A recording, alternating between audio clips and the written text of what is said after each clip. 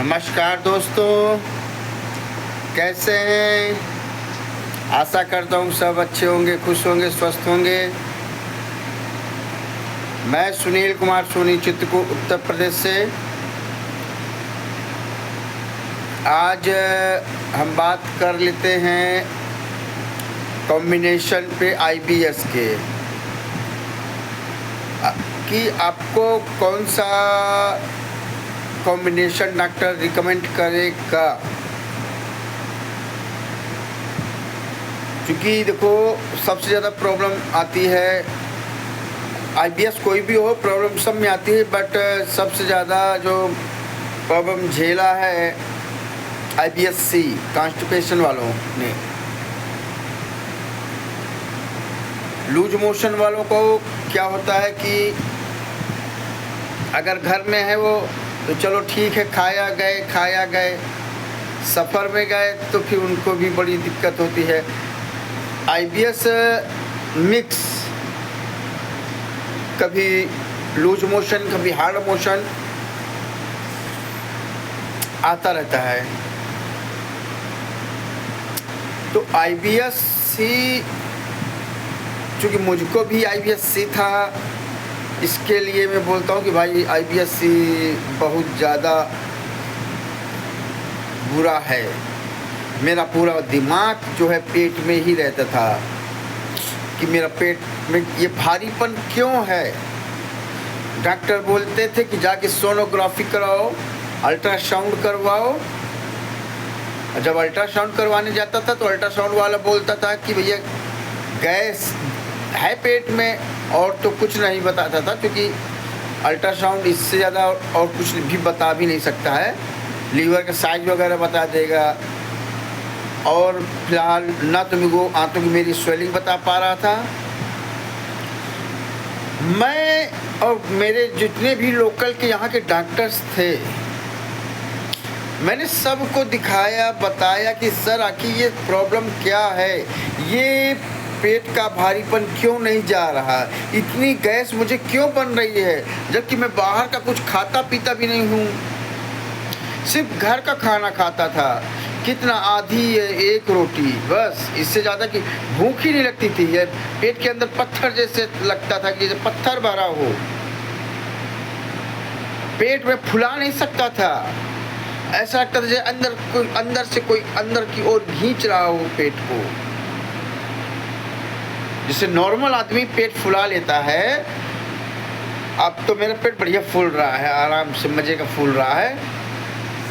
पहले पेट फूलता ही नहीं था मेरा, नाभि के चारों तरफ बिल्कुल जैसे लगता था कोई अंदर की ओर खींच, मगर फुलाने की भी कोशिश करता था जैसे अंदर कोई अपने आप अपने तरफ को खींच रहा है। ये मेरे दिमाग में खटकती रहती थी बात। और अपने यहाँ नज़दीकी में अगर देखें तो जो गैस्ट्रोलॉजिस्ट थे वो इलाहाबाद, कानपुर, तो मैं इलाहाबाद गया था। वहाँ भी उन्होंने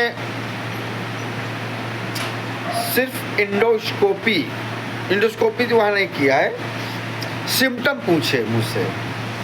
मैं उनको बताया भी कि मुझे फूड पॉइजनिंग जब हुई थी तब से प्रॉब्लम है। 2017 में मुझे फूड पॉइजनिंग हुई थी, मरने जीने की लग गई थी। एक होता है जो फूड पॉइजनिंग में उसमें उल्टी होती है, आप लेटिंग भागेंगे बार बार, लेकिन मेरे साथ ऐसा कुछ नहीं था। मेरा पेट फूलता जा रहा था, गैस बनती जा रही थी, इतना ज़्यादा एच पाइलोरी बैक्टीरिया उस फूड पॉइजनिंग में आ गए थे मेरे अंदर कि मैं ही जानता हूँ कैसा मैंने उस रात काटा था। भाई को मैं जगाया 1 बजे रात को कि लगता नहीं कि मैं बच पाऊँगा।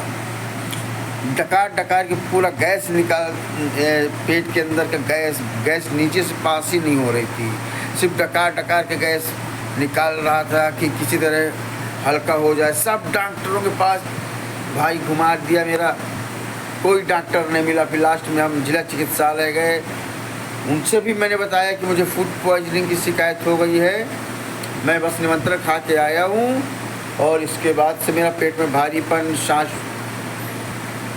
फूलना और घुटन सी महसूस होना, ये मुझे चालू हो गया है।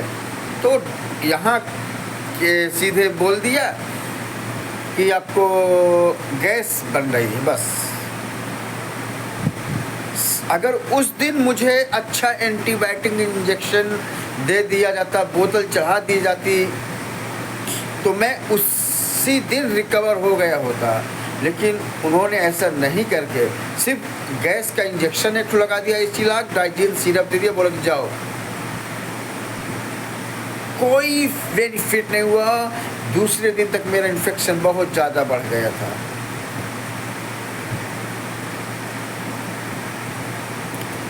मेरा ब्लड 18-19 पॉइंट दिखा रहा था। तो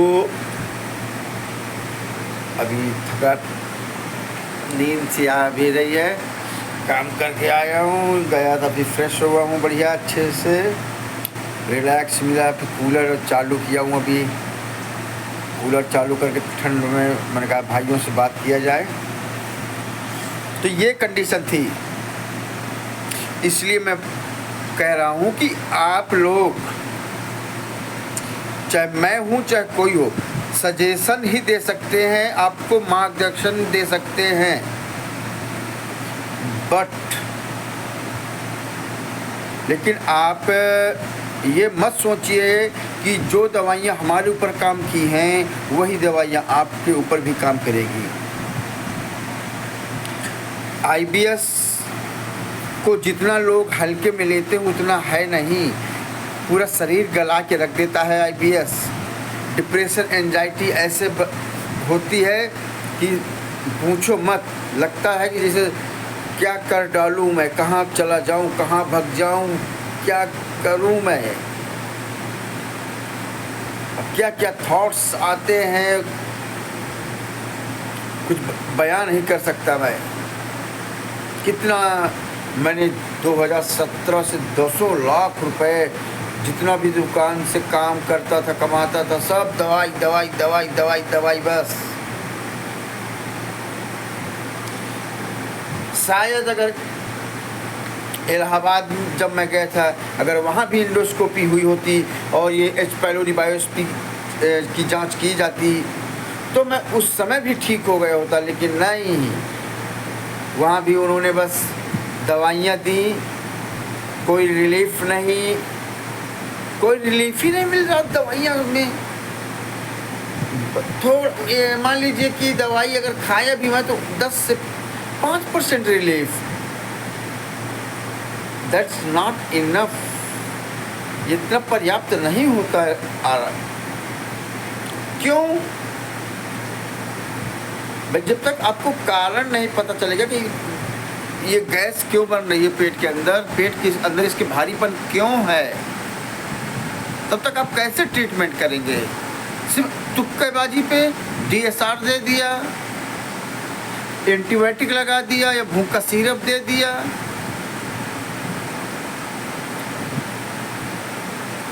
ऐसा नहीं। प्रॉपर आप जांच करिए, डायग्नोज करिए। पैसा बहुत मेहनत से कमाया जाता है, ये ध्यान दीजिएगा।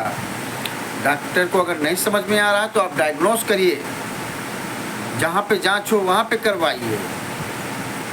बहुत सारे रीजन होते हैं, ऐसा बस नहीं होता कि आपका फैटी लीवर हो गया है या SGPT SGOT बढ़ गया है तो आपको दिक्कत हो रही है। वो दिक्कत कहाँ से हो रही है, वो SGPT क्यों बढ़ा? आंखों का मूवमेंट सबसे बड़ी बात। अब जब साइकेट्रिक के न्यूरोसाइकेट्रिक के पास जाएं तो उनसे कहिएगा, जो कॉन्स्टिपेशन वाले हैं खास करके, कि सर ऐसी टेबलेट दीजिए जो मेरे आंतों का मूवमेंट सही रखे।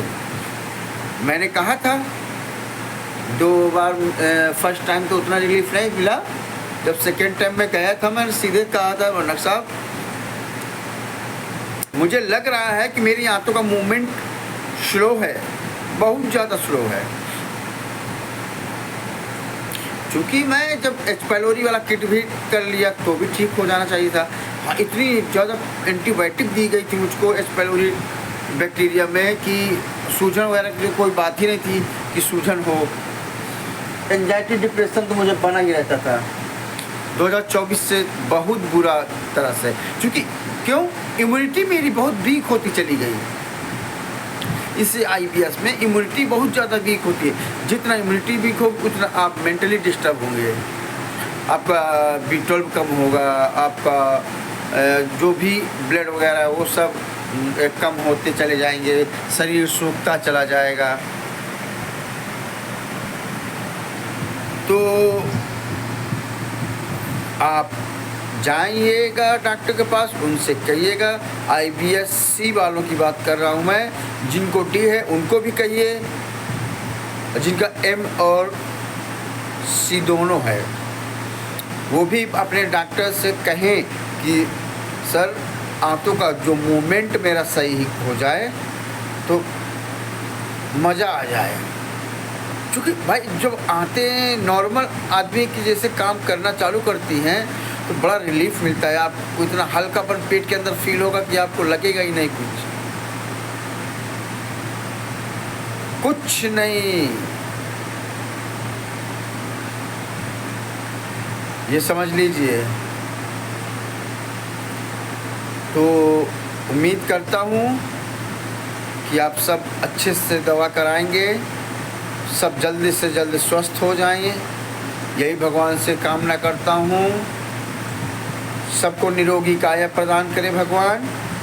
जय श्री राम, जय लेना बाबा की जय, कामतनाथ भगवान की जय हो। चूँकि मैं चित्रकूट से हूँ, जहाँ पे भगवान श्री राम ने 12.5 वर्ष तक तपस्या की है, मैं वहीं का रहने वाला हूँ।